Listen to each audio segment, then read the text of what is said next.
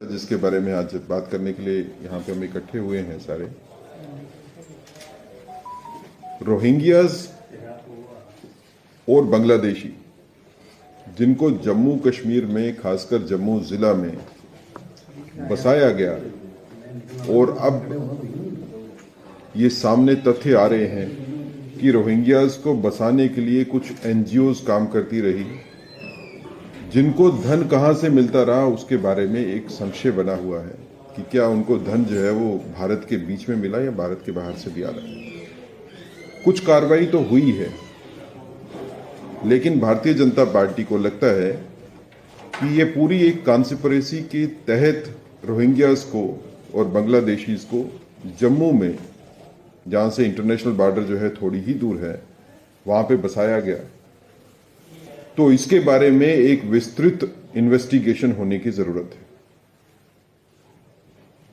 कौन से लोग थे जिन्होंने रोहिंग्याज को लाके जम्मू में बसाया था? कौन से लोग थे जिन्होंने काम किया कि रोहिंग्याज यहां पे आके सरकारी जगहों के ऊपर घर बना सकें? उनके घरों को बिजली के कनेक्शन, पानी के कनेक्शन दिए गए, आधार कार्ड दिए गए, यहां तक कि उन रोहिंग्याज ने वोट भी डाले लोकल इलेक्शंस में। ये भी तथ्य सामने आए। ये वही लोग हैं जो 370 की वकालत करते रहे, जो ये कहते रहे हैं कि भारतवासी जम्मू कश्मीर में नहीं बसेंगे। जो जम्मू कश्मीर भारत का ही हिस्सा है, भारतवासी भारत के हिस्से में नहीं बस सकते, लेकिन भारत के बाहर के रहने वाले जो इलीगल इमिग्रेंट्स हैं, जिनसे देश की सुरक्षा को भी एक बड़ा चैलेंज है, खतरा है, उनको बसाने के लिए इन लोगों ने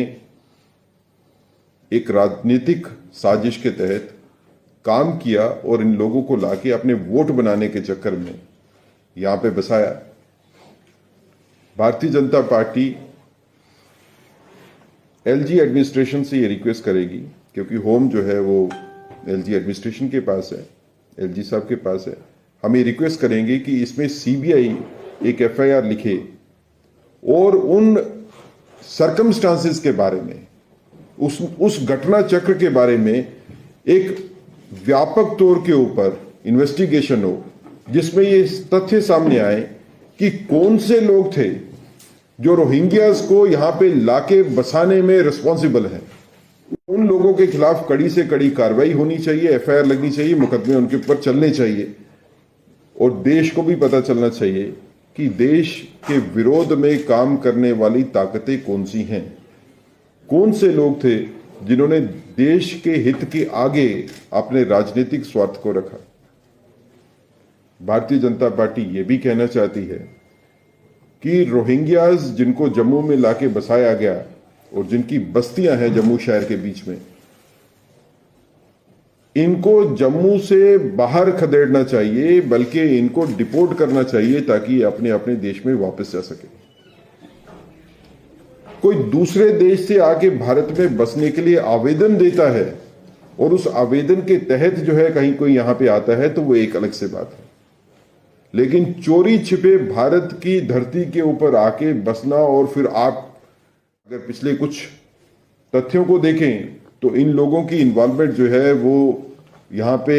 लोकल क्राइम्स में भी है, ड्रग्स में भी इनकी इन्वॉल्वमेंट है, और इनके बारे में ये भी है कि इनकी इन्वॉल्वमेंट जो है वो क्रॉस बॉर्डर टेररिज्म में भी इनकी इन्वॉल्वमेंट रही है। लेकिन किसी ना किसी तरीके से ये सब ठंडे बस्ते में डाला जाता रहा है। रोहिंग्यास को लाना यहां पे जम्मू कश्मीर में तकरीबन उसी वक्त शुरू हुआ जब यहां पे मिलिटेंसी की शुरुआत हुई 90s के शुरू में। तो एक इतनी बड़ी जो साजिश है, इसको बेनकाब करने के लिए सीबीआई की इन्वेस्टिगेशन की जरूरत है,